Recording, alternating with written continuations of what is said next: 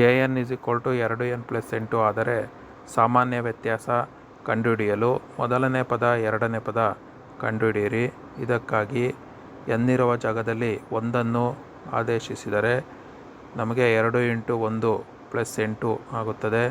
ಮೊದಲನೇ ಪದ 10 ದೊರೆಯುತ್ತದೆ. ಇದೇ ವಿಧಾನದಲ್ಲಿ 2 n ಇರುವ ಜಾಗದಲ್ಲಿ ಆದೇಶಿಸಿ 2 × 2 + 8 ಎರಡನೇ ಪದ 12 ದೊರೆಯುತ್ತದೆ. ಇವುಗಳನ್ನು ಕಳೆದರೆ ನಮಗೆ ಸಾಮಾನ್ಯ ವ್ಯತ್ಯಾಸ ದೊರೆಯುತ್ತದೆ. 12ರಲ್ಲಿ 10 ಹೋದರೆ 2. ಇದೇ ವಿಧಾನದಲ್ಲಿ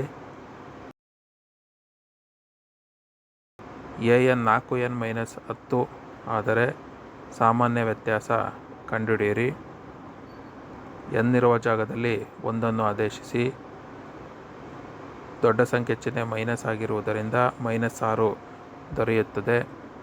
ಎರಡನೇ ಪದ ಕಂಡುಹಿಡಿಯಲು n ಇರುವ ಜಾಗದಲ್ಲಿ 2 ಆದೇಶಿಸಿ 8 - 10 -2 ದೊರೆಯುತ್ತದೆ.